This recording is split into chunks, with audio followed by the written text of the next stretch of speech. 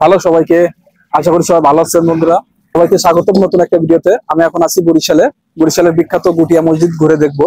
তো চলুন সবাই মিলে ঘুরে আসি বরিশালের বিখ্যাত গুটিয়া মসজিদ থেকে। বরিশাল শহর থেকে 11 কিলোমিটার দূরে 14 একর জমির উপর বিশাল এই মসজিদটি গড়ে তোলা হয়। স্থানীয়ভাবে এই মসজিদটি গুটিয়া মসজিদ বা গুটি মসজিদ নামে পরিচিতি পেলেও এর নাম হচ্ছে বাইতুল আমান জামে মসজিদ। কিন্তু এটা হচ্ছে বরিশালের বিখ্যাত গুটিয়া মসজিদ।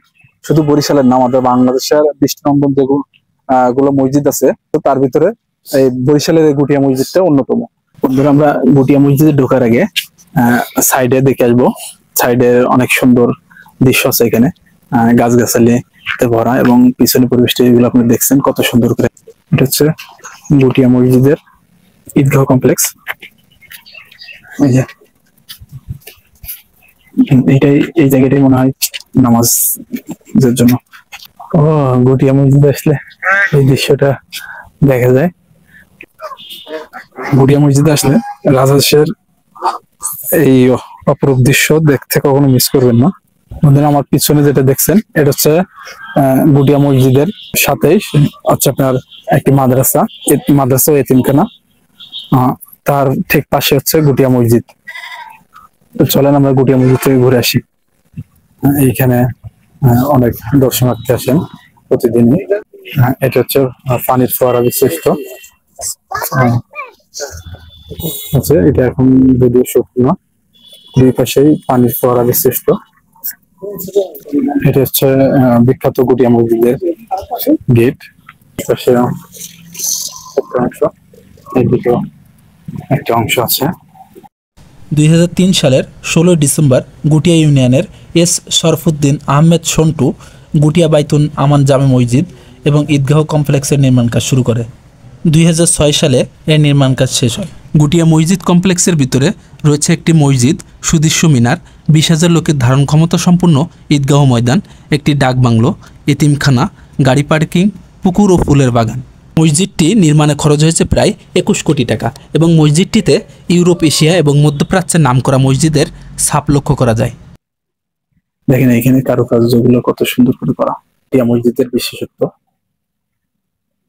এইখান থেকে যে আলোটা আসে পুরো মসজিদটাকে আলোকিত করে রাখে।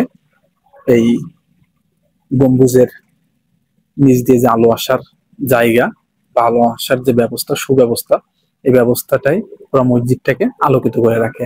দিনে আসলে ওইভাবে বৈদ্যুতিক বাল্বের প্রয়োজন হয় না। দেখেন একটা বৈদ্যুতিক বাল্ব এখানে ওয়ান নাই, সবগুলো অফ, এবং বৈদ্যুতিক বাল্বের দিনে ইউজ করে না।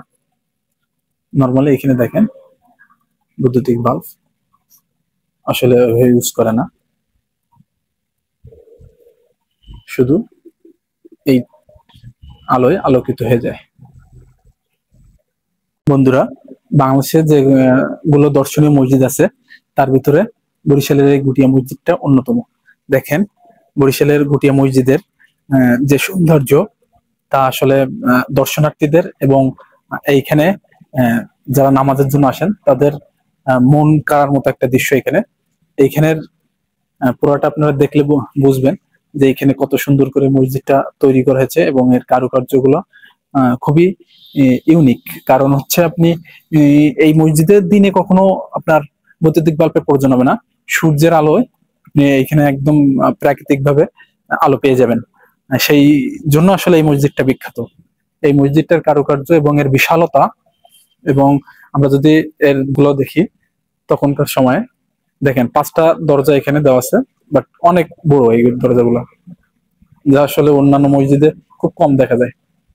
এর বিশালতা এবং এর কারুকার্য আসলে স্থানীয় মানুষ ও দর্শনার্থীদের মনোমুগ্ধকর একটা পরিবেশে রাখে এবং মানুষকে আকর্ষণ করে এই মসজিদ। বন্ধুরা, সবাইকে ধন্যবাদ সাথে থাকার জন্য।